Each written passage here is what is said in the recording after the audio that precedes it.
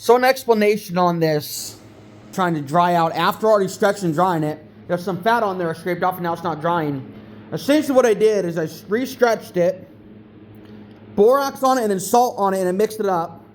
I'm going to do 12 to 20 hours of salt and borax mix on it with air flowing on it. I'm going to take, which hopefully will suck the moisture out as much as possible, and then wipe the salt and borax away and put the air back onto it and have the air finish drying it to a tacky, to a dry feeling.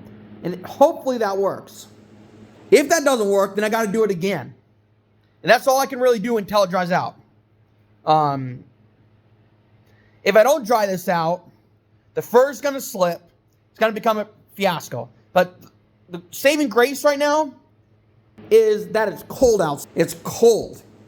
It's cold for Oregon. It's, maybe 30s, 40s, but it's still pretty cold in this garage. I mean, I'm out here in a long sleeve flannel type and I'm getting cold, right?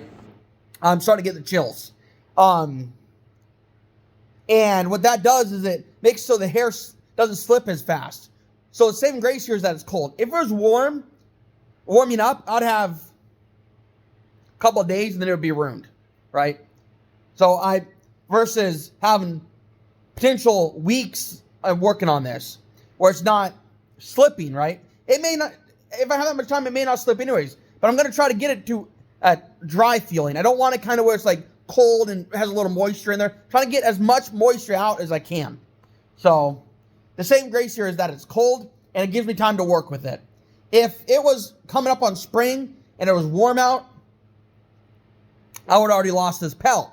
So that's what I'm doing here. It's stretched it out there, stretched out here. That area is kind of damp feeling. The fur's dry, right? So it's something with the skin. Stretch this out because some in here is a little needs to dry out. Right here and in here. In here and in here. Needs to dry out. And what it is the armpit or the groin of the animal where some fat was here and some fat was in there. Then I came back after stretching it thinking, there's a little bit of fat, it's not going to be a problem.